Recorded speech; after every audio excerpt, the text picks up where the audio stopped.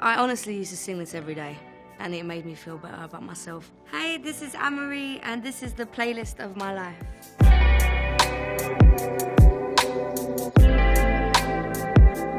Suburban Cradles. I was in a session last year and I needed really weird sounds in it. The producer who I was with was like, we need to get this guy to work on this song. And he played this song and I just lost my Hush.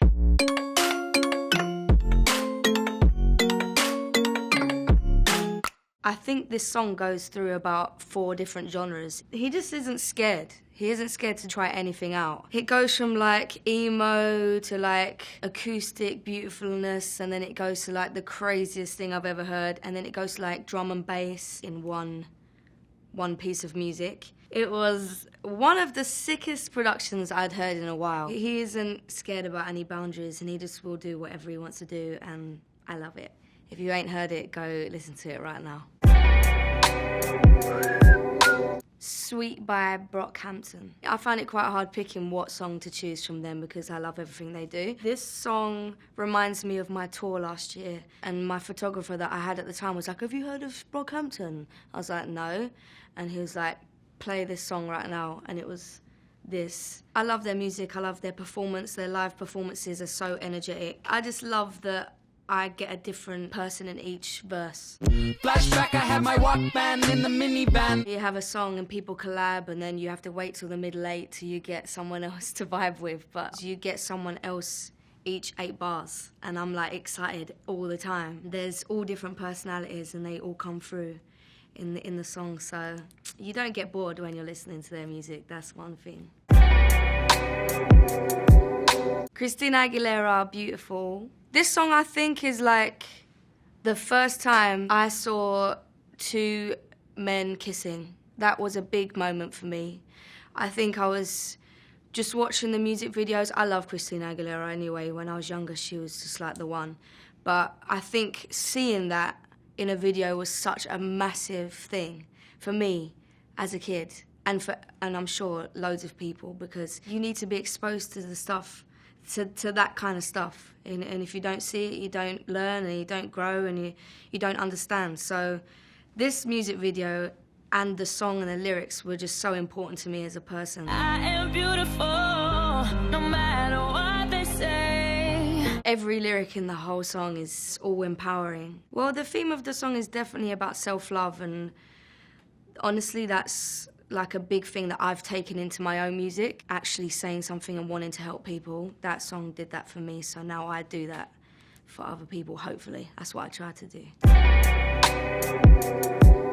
Joyner Lucas, I'm not racist. I didn't hear the song and then go look at the video. I saw it all at one time. I didn't know who Joyner Lucas was, so I thought there was a white guy saying the N-word in a music video, and I was like, what? And I was so angry, and then it flipped, and then it said the black guy's point of view, and honestly, it was a whirlwind of emotions for me watching this video. I feel like this video is kind of like a shock factor, I think, to people. Especially was for me, because it's like one of the most powerful things I've ever seen in a music video. What he tried to do was just educate people. It's quite crazy when I show people and I watch their reactions to what they are witnessing. It's always different. I wish we could trade shoes so we could change lives so we can understand each other more, but that'll take time. I love that he put this out there, and there's a lot of emotion happening. There's like personal experience that he's been through, and just an overall very important subject to talk about, and yeah, stopping racism forever. These issues that he's talking about are so real and so important to me anyway. Racism is very important to me and my morals, so this is a one for me. Pink, Dear Diary. When I was younger and I listened to this song, I was really overwhelmed with how honest it was. Oh, this is her real life, and she's just telling everyone that she's had a really bad childhood and her parents used to fight, and she was not scared to just talk about real life. That's what I love to do. I love to talk about subjects that I've been through rather than just making something up and pretending that I know how I feel during that moment. When I write music now, again, she is the person that I think about, when she was not scared to just talk about real life. She was just different, and whenever you see someone like that and you can relate to them, always makes you feel better about yourself. So I think when I was younger and I was a tomboy and I was like, I don't look like Britney Spears, I don't look like these people, she was the one I looked at and I was like, oh, I'm cool actually, like I'm fine. And I just love the fact that she's still going strong. Like she's been going for years and she's still going, making amazing, meaningful music. As an artist, that's what you wish for and hope for in your career. So she's perfect.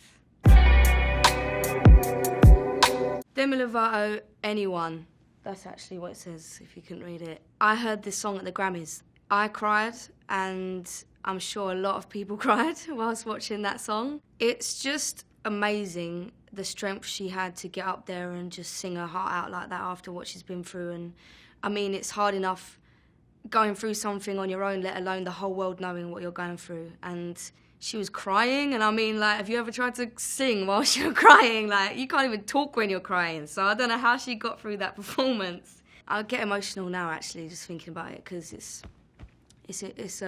hard to do that. Lord, is there any way I need someone?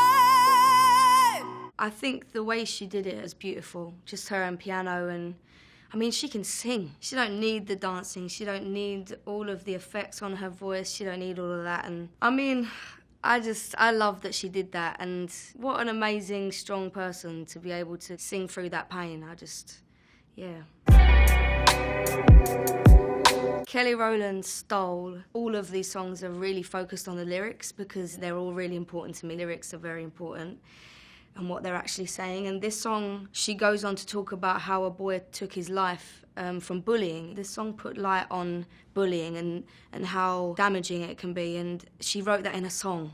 And I just think, if you're going to talk about something and write it in a song so loads of people can hear it, then do it. And she did it. Life was so slow, now we'll never know. Now we'll never know. The line, never going to see him slam flying high like Kobe. Obviously, that's probably more important now than ever before. So, yeah, I mean, it's funny how songs can still mean something so much in the future. And, yeah, that touches me a lot.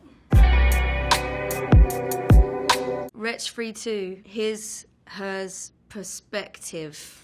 So Wretch 3-2, if you haven't heard of him, he's a rapper from the UK. In my eyes, one of the best rappers that have come from the UK. His flow, his tone, his lyrics, everything is so good. And he brought out this song recently, and I just thought it was so intelligent. The boy's perspective, and then it's the girl's perspective of a relationship and where they think it's the other person's fault and then they retaliate with... It's just so beautifully done. Every time I ring you, your phone was in your bag. But every time I'm with you, your phone is in your hand. I don't know if this is a personal story of his, but he's telling a story and he's just so poetic. Honestly, his lyrics are so inspiring and his words and what he says, and my oh my, it's good. Yeah, it makes me want to write better songs. Thanks, Team Vogue. That was a playlist of my life.